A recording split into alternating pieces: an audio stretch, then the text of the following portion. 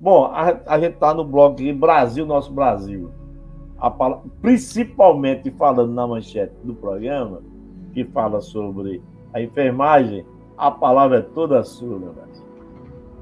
Pois é, os profissionais de enfermagem, né, os nossos internautas que acompanham aqui a TV Roda de Conversa, eu não sei se hoje está logado também no meu canal, não sei se você colocou no meu canal também, mas se estiver no meu canal, os que acompanham o meu canal também, lá o canal do professor Edson Gomes, né, sejam todos bem-vindas e todas bem-vindas ao programa de hoje. E hoje, basicamente, que a gente pode discutir, e o tema mais recorrente hoje, mais presente hoje em toda a discussão, em todos os grupos de WhatsApp, Facebook, Instagram e etc., e outras redes sociais, Twitter e outras redes sociais, é a suspensão que o ministro Barroso fez no curso da ADIM, né, que questiona a lei 14.434, que é a lei que estabeleceu o piso nacional para os profissionais de enfermagem, né, uma lei que estabelece ali R$ 4.700 o piso do enfermeiro, 70% desse valor o piso dos técnicos de enfermagem e 50% desse valor o piso dos auxiliares de enfermagem. Isso tem causado nos profissionais uma grande revolta, né? A gente considera que é a medida, embora seja uma medida judicial, a gente tem toda respeito pelo judiciário brasileiro, mas é uma medida que não agradou os profissionais de enfermagem e que merece um debate profundo na nossa sociedade, dos meios de comunicação, para que esses profissionais, para que nós profissionais de enfermagem possamos ter como base salarial esse salário já definido, né?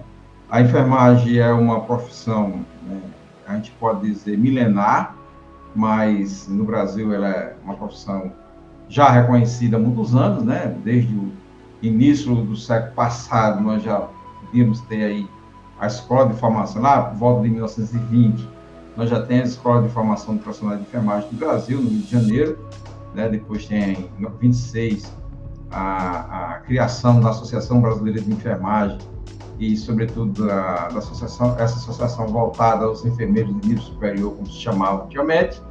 E de lá para cá a gente tem evoluído muito na profissão e a profissão tem o seu reconhecimento como peça fundamental dentro desse conjunto de profissionais que constitui a saúde no Brasil. Né? Cerca de 65% a 75% de toda a mão de obra dentro da unidade de saúde, dentro de um hospital, é composta por profissionais de enfermagem. Os profissionais de enfermagem, os enfermeiros, técnicos auxiliares, estão ali junto aos pacientes, junto aos doentes, né, ou junto a todos aqueles que necessitam do cuidado de enfermagem, desde a concepção. Então, você já tem a mão de obra ali do profissional de enfermagem ainda no processo de concepção dos acompanhamentos do futuro ser humano, desde os instantes finais da vida e o pós-morte, né, com os cuidados de enfermagem no pós-morte. Então, todo o curso da vida de uma pessoa passa, né, pelas mãos, em determinados momentos, e nos momentos de necessidade, passa pelas mãos de um profissional de enfermagem. Então, é uma profissão extremamente importante e o seu valor teve uma importância muito grande, né? A gente assistiu isso agora durante a pandemia. A pandemia foi um divisor de água, digamos assim, muito importante, no sentido de mostrar a importância da enfermagem na linha de frente, né, no combate à pandemia, né?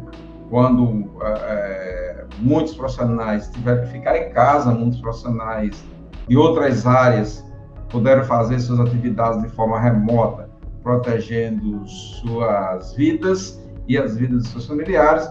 Os profissionais de enfermagem foram para a linha de frente, né, colocando em risco a própria vida, e alguns deles vivendo até em condições, digamos assim, subhumanas, porque não conseguia voltar para casa. Foi o caso, por exemplo, daquele técnico de enfermagem de Campina Grande, todo mundo assistiu isso em rede nacional, ele terminava ficando dormindo numa parte externa da casa, porque ele, para proteger a avó que morava com ele, ou era a mãe, ou era a avó que morava com ele teve que fazer isso no dia que ele podia voltar para casa, ele tinha dormido lá de fora. Né? Então, em alguns casos, nós tivemos profissionais que tiveram que trabalhar de fraldas porque não tinha condições de ir ao sanitário de tantos pacientes que tinha que atender durante o dia.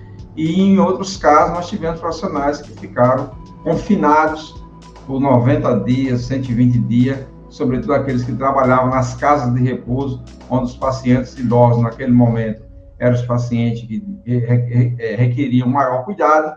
Esses profissionais tiveram que ficar, né, em confinamento, largando aí as suas famílias, filhos pequenos, esposa, companheiros e companheiras, para dar aí o suporte necessário àquela gama de gente, né, aquele monte de infectados que nós tínhamos, aquele amontoado de infectados nos hospitais. Nós tivemos cerca de mortes diárias, em torno de 3.200, quase 3.300 mortes diárias, né? E por mais, né, que o mandatário do país dissesse que era uma gripezinha, que era besteira, que as pessoas, né, que imitassem aí sons e gestos de pessoas sufocadas, isso não tirou a realidade brasileira de que tinha 3.200 pessoas morrendo. E, para além disso, esses profissionais ainda foram atingidos mais ainda com o retardo da chegada das vacinas, né? Houve um retardamento, o que fez também muitos desses profissionais perderem suas vidas, né? Então, se você olhar hoje o portal de observação da enfermagem do Covid no COFEM, você tem aí cerca de quase 1.000 profissionais que perderam a vida em decorrência da Covid. E aí os tantos, né, nós tivemos a maior taxa. Perdão, Pablo, porque aqui também tem uns cachorrinhos, eles ajudam muito na hora. Com o Silvio também. Só um segundo que eu vou ver se eu tranco uma porta aqui para se melhor.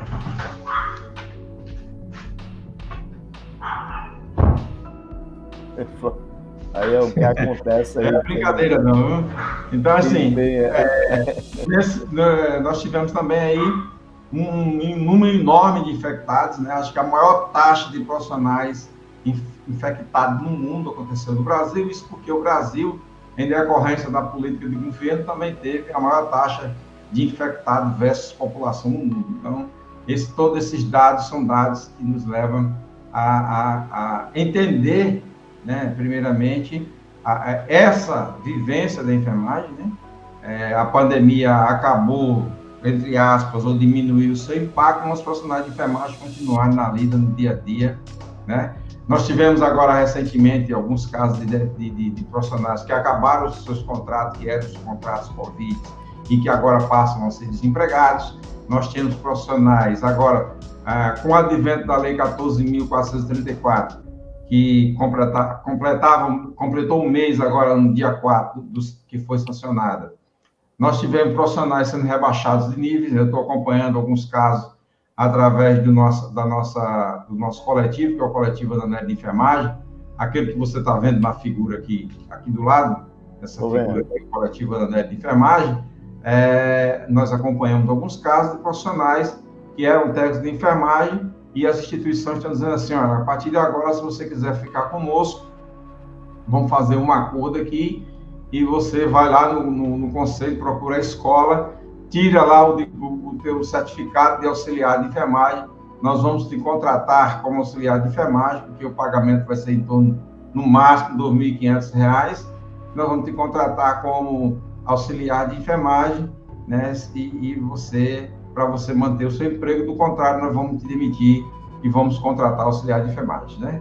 Como a gente não tem um acompanhamento direto aí do número de inscrições de auxiliares no Conselho Regional de Enfermagem, especialmente da Paraíba, a gente acredita, né, que deve ter tido uma curva ascendente aí nos gráficos do número de inscrição, no mesmo instante que a gente começa a perder ali o número de inscrição de técnico de enfermagem.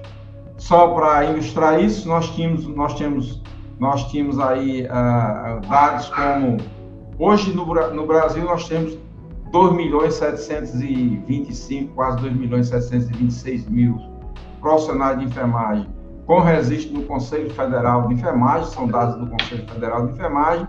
Desse montante, né, 671 mil, cerca de 671 mil são enfermeiros, né, 1.601 mil são técnicos de enfermagem e 444 mil e 448 mil são auxiliares de enfermagem. Eu fui conselheiro durante um período e no meu período a gente viu muito a curva do número de auxiliares de enfermagem, né, no gráfico, na estatística de inscrição dos conselheiros, essa curva cair, né, de forma vertiginosa, ao passo que a curva de técnicos de enfermagem ascendia, né? Eu vou continuar observando os dados, acredito que no futuro próximo nós vamos ter uma subida muito grande do número de técnicos de enfermagem, porque as empresas vão começar a contratar técnicos de enfermagem, auxiliares de enfermagem, na medida que o custo, né, desse emprego vai ser um custo mais abaixo. Pois é, meu professor. Mais alguns dados, né? Tem muitos mais dados aí. Tem mais dados, né? Nós temos essa DIN agora, o ministro Barroso. Do Tribunal Federal, suspendeu a vigência da lei 14.434. Em tese, essa suspensão é por 60 dias, né, e trouxe, né, respondendo a uma ação de diversas entidades, né, que representam o patronato, né, que representam os patrões, sobretudo aquelas que contratam por regime seletista. É importante que a gente diga que a lei, ela faz uma divisão importante, né, ela coloca o setor público com uma responsabilidade de implementar o piso salarial da enfermagem a partir de janeiro, né? E o setor privado, que emprega pelo seletista, o setor que tem um contrato de trabalho seletista, ela já teria a responsabilidade de pagar agora no mês de setembro, no início do mês de setembro, até o 5º dia útil já, o novo salário baseado no piso da enfermagem. É bem verdade que no setor público, sobretudo no setor federal, os que são servidores federais, não vai ter muito problema. Os enfermeiros do setor público federal já recebem, muito deles, inclusive, acima desse valor de R$ 4.700. O setor público estadual, dependendo do estado, quase todos os enfermeiros também já recebem acima desse R$ 1.400, desses R$ 4.700. Agora, os municípios, sobretudo os municípios menores, eles entram numa crise profunda para o pagamento dessas despesas, né? Há uma discussão muito grande em torno disso, né? A gente assistiu recentemente a desoneração feita pelo presidente Jair Bolsonaro com a imposição da lei, né, que regulou o preço dos combustíveis, e aí você tem uma ação dessa, diminui a arrecadação, você diminui o fundo de participação do município. Exato. Quando você diminui a arrecadação estadual, você também diminui o fundo também dos municípios. Então, os municípios vão receber menos dinheiro, e seria um dinheiro advindo aí dos tributos, né, do petróleo e gás, né, e da transmissão de energia e outras coisas, ao mesmo instante que o governo federal não criou um fundo como uma espécie de Fundeb ou qualquer outro, ou um fundo que garantisse aos municípios de pequeno porte, o município que apresentasse suas contas e não tivesse condições de pagar esses salários, esse município pudesse recorrer a esse fundo para suprir essa demanda. Então, isso gera para os municípios um problema muito sério, né? E a gente está vendo aí agora, até o final de outubro, né? Até o final de outubro, nós vamos estar aí, né? Todos os setores públicos vamos estar com os seus orçamentos prontos, né? Vão ter que mandar os seus orçamentos, e a gente já viu que no orçamento do governo federal, por exemplo, não foi reservado valores para pagamento do piso dos profissionais de enfermagem. Isso, como eu já disse, porque no setor federal esse piso já de certa forma, já é atendido, porque os profissionais de enfermagem terminam recebendo ali mais, muitos deles recebem mais de R$ 4.700 quando enfermeiros, né? Então, a gente tem muito essa demanda. E aí, a gente está vendo agora também, né, sobretudo quem acompanha as redes sociais e os meios telemáticos, uma pressão muito grande em cima do Supremo Tribunal Federal, às vezes até com palavras desagradáveis, porque o momento tem uma pressão muito grande. Quando se começou a discutir o PL 2564, que é o PL que originou a Lei 14.434, lá no começo eu já dizia, olha, isso começou a se discutir em novembro, o senador Fábio Contarato, naquela época não era ainda do PT, era, se não me engano, da Rede, uma coisa desse tipo. Logo ele foi para o PT, então o projeto também passa a ser um projeto gestado pelo PT, mas a gente dizia assim, esse projeto vai cair no Senado Federal, né? Em 2022, em 2020, ele vai ser aprovado no Senado Federal. O Senado não faria nenhuma discussão para aprovar, grande discussão para aprovar esse projeto.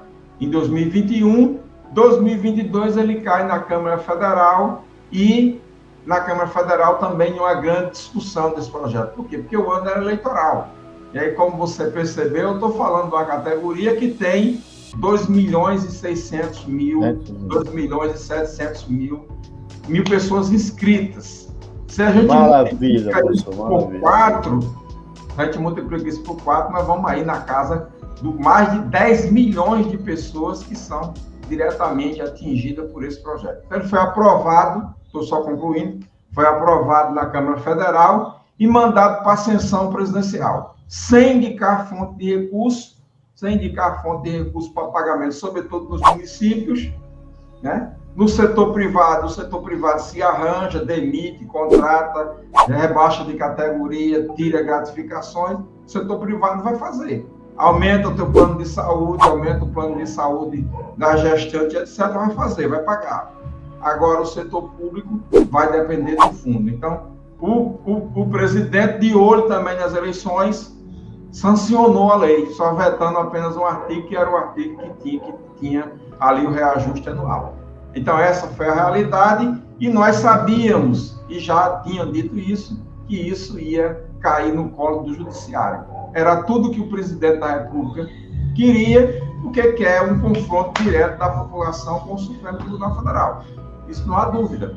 Então, caiu no Supremo Tribunal Federal, e o Supremo Tribunal Federal agora tem que dar encaminhamento a isso. Tem que dar esse encaminhamento. Professor, obrigado pela sua participação de hoje e até a próxima. Será mais um convidado, certo?